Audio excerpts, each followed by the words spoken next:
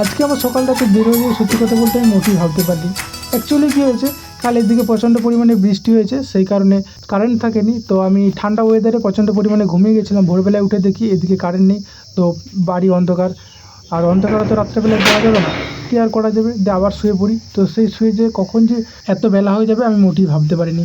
কী আর করা যাবে, তো চলো দেখো বাইরেটা। তো আমার মুখে এত আলো পড়েছে, তোমরা দেখে বুঝতেই পারছো যে কত সকাল হয়ে গেছে, প্রায় ঘড়িতে 7টা বাজতে গেল। তো মা আমাকে উঠ করায়নি। মা উঠ করায়নি বলতে, মা জানে ছেলে রাত জেগে পড়াশোনা করেছে, তো সেই কারণে উঠ করায়নি। তো চলো এবারে আমাকে ফ্রেশ হয়ে পড়তে বসতে হবে।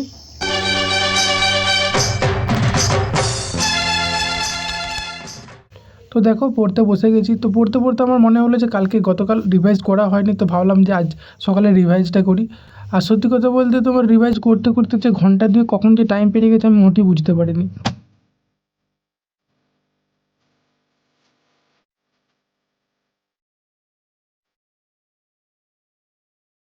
পড়ার মধ্যে যদি এনার্জি থাকে তো কখন যে টাইম পেরিয়ে যাবে তুমি নিজেই বুঝতে পারবে না, যে এই মাত্র বসলাম এর মধ্যে পড়া হয়ে গেল। হ্যাঁ সত্যি তাই। তারপরে একটু 5 মিনিটের জন্য হাঁটাচলা করলাম। তো এবার কিন্তু আবার জল খেয়ে পড়তে বসে গেছি।